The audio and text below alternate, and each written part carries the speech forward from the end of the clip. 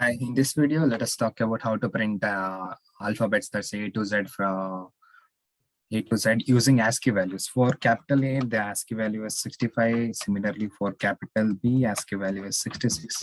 Till then, for Z, ASCII value is 90. ASCII value is 90. So iterate through 60, 65, 66, 67. We are using one for loop for that. So for I in a range of starting from 65, that's capital A starts from 65 till 91. Why? Because 91 means this in Python, the for loop execution will stop one step behind the limited test case. That means if we have specified 65, it will take the including the starting point, it excludes the last ending point. That means it starts from 65, it will execute till 90 and it will leave 91. The first position is starting point, the second position is ending point. So like this for loop works in Python. After that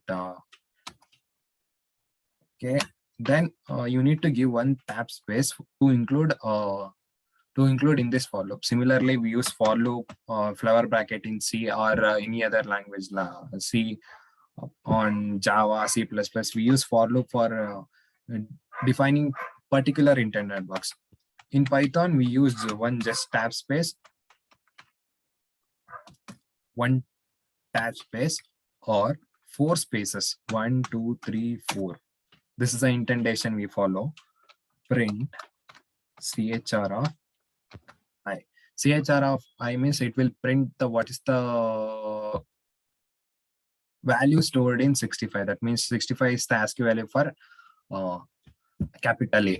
This is the keyword. Remember this keyword. So let us print. So it will print alphabets A to Z.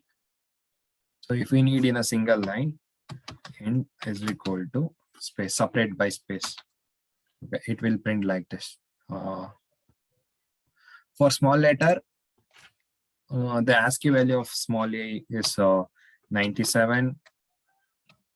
Similarly, for small b is equal to, for small b, 98. Till for Z, it's 122.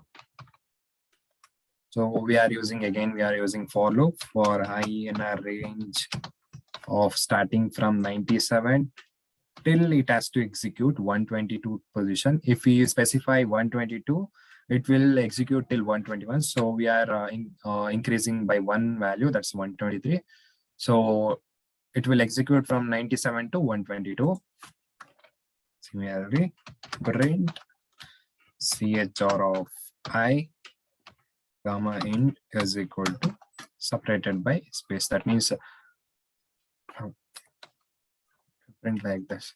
Suppose if we want A, then after B, then after E, then after H, the syntax of for loop in Python is for I in a range,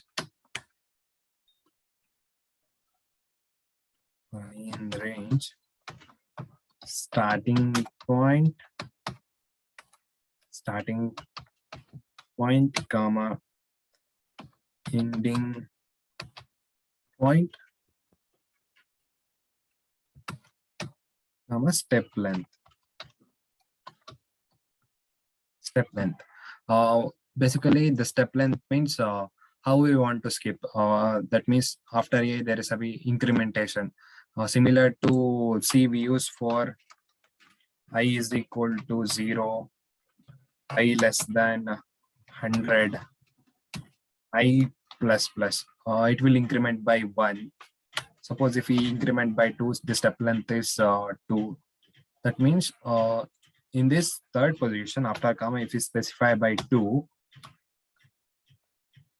97 plus 1 is 98. 97 plus 2 is 99. It will print the ASCII value at 99 position, and then 99 plus 2, 101 position, 101, 103, 105, 107. Like this, it's going to print. This is the syntax of for loop, how the for loop works in Python. Thank you. Hope you understand this.